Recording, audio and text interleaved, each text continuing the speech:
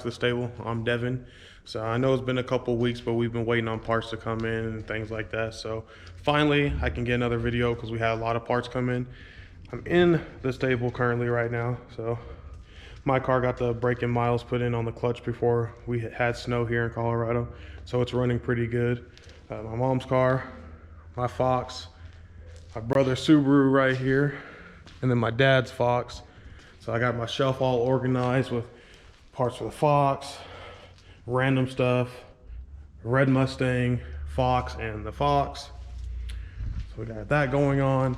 But with the red car, I went to the dyno shop the other day. I was gonna get a video because I want to get a baseline of this car, see where it's at right now, because I picked up a 01 bullet intake over here. It was a complete kit, so I'm going to be swapping over to this.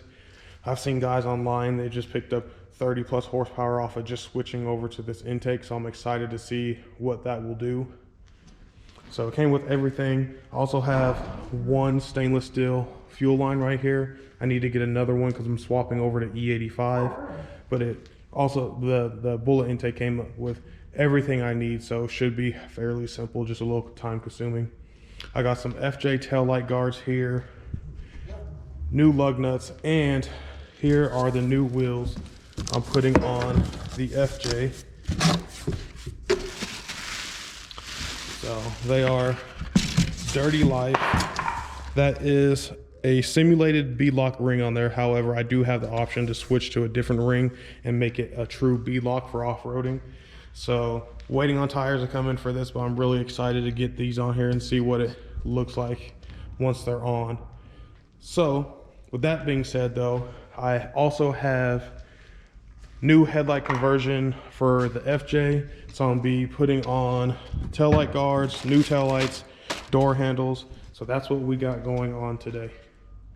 All right, I think I got everything set up. I'm working in this garage just because we don't have power and heat out in the big one yet. So with that being said, here's what the stock tail lights look like. Silver door handle and the stock headlight and grille. So this is what I'm changing to. So that one's upside down, but so those are gonna be the tail lights, the headlights, and the grille, and then the tail light guards along with the black door handles. So I think it's gonna give it a nice clean look. This looks like it was damaged in shipping a little bit. I ordered a black one, but they ended up shipping that one out to Mexico for whatever reason, so they sent me this one. This is the only one they had in stock, so I just said send it. I'm gonna get it painted black anyway, so not a huge deal. Just want to give you guys a reference what it looked like before we get started. All right, so I kind of got it cleared out back here. So it looks like to remove the tail lights, I'm just popping this whole panel out to get to the 3 bolts back behind here. And then I also got to remove the sub right here so I can get back to the tail light right here. And I also got to pull up this part. So we're going to get started. But meantime, while we're at here, also installed a little molly rack up here. Got a couple first aid kits and some other bags. Maybe just keep some supplies that if I'm ever stranded, can help me out or help me do a quick fix on this thing, like duct tape and zip ties or something like that. All right, so here we are. So I pulled out a bunch of the plastic, the mat that was here. You can see the sub over here. This mat I was talking about.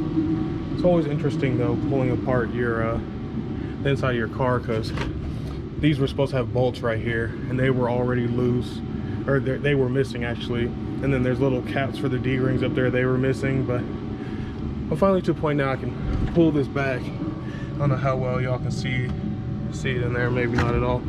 But there's 3 bolts for the housing, and it's a deep well tin. So after a little bit of searching, I found it.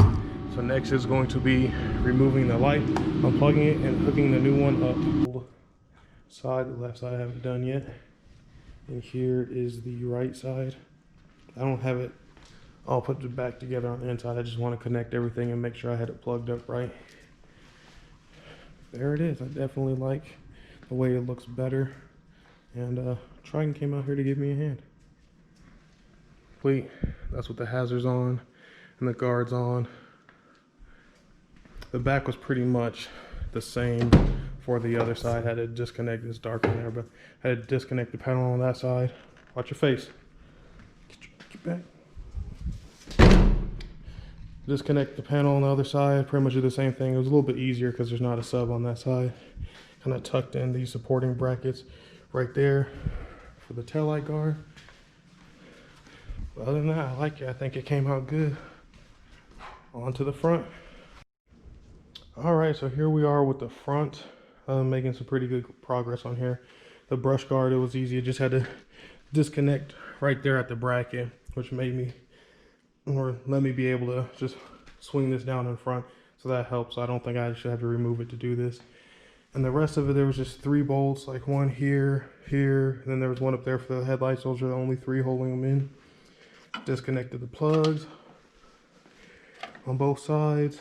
And it looks like these new ones are just straight plug and play. So, all right guys, so these lights aren't as plug and play as they seem. So they are from V-Land right there. And after looking at the comments, a lot of guys said they had problems with them. I think they look really good, but people said that they were wired wrong and everything else. And pretty sure mine are as well. So here is the front. I don't know if that's too blinding for the camera. So working just fine right there. That's with the hazards on. Tail lights work fine. They look good. Everything seems to be working on the tail lights as well.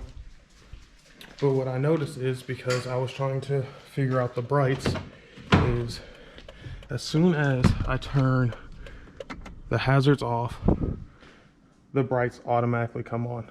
So if I'm hitting my brights, you can hear it, but it is not doing anything. So that is where we're at with that. And then if I hit the turn signal on this side, the lights dim. I can come to the front,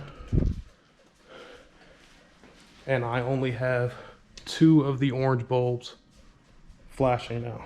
So I got the passenger side door handle done. I'll go ahead and show you guys. I like the black much better. But the process of it was, you come over here, you have a little rubber cap right here, and there's a bolt right there. You loosen that all the way, the bolt won't come out. And then you can wiggle the square piece where the key goes out. And then this part just kind of, you can do it with one hand.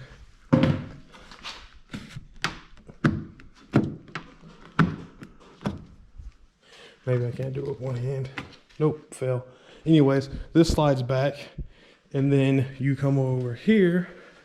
Here's where the key goes. You pop this silver cover off, replace it with a black cover, slide a new door handle in, and you're all good to go. So overall, I love the way the FJ looks. It's not done yet, so I gotta paint the roof black, get the hood fixed, headlights fixed, of course, and put the wheels on. So overall, the whole V-Land headlight setup, I think it looks good. It looks really clean. I don't know what I'm gonna do though. I don't know if I really feel comfortable trying to cut into it and figure out which wires go where. Sean on his FJ is running Rugged Retrofits. You can check him out on Instagram. He was the one who did Sean's headlights. Kind of look like they got the Iron Man chest piece in them. So maybe while I have this thing down, I'll take these back out, send them to him, see if he can do something cool with them and make them a true plug and play. Maybe he can do like a little Iron Man piece in there, or a light blue in there. So overall, like I said, the whole V-Land thing, I mean, it's $500 some odd, ordered off of Amazon. They sent my first kit that had a black grill to Mexico. So that was the first issue I had with them. Then I get this one and immediately notice it has a gash in the grill, and it's also silver. It was the only one they had at the time. So I told them they could send the silver one, so I just paint it sometime, but that's how this showed up.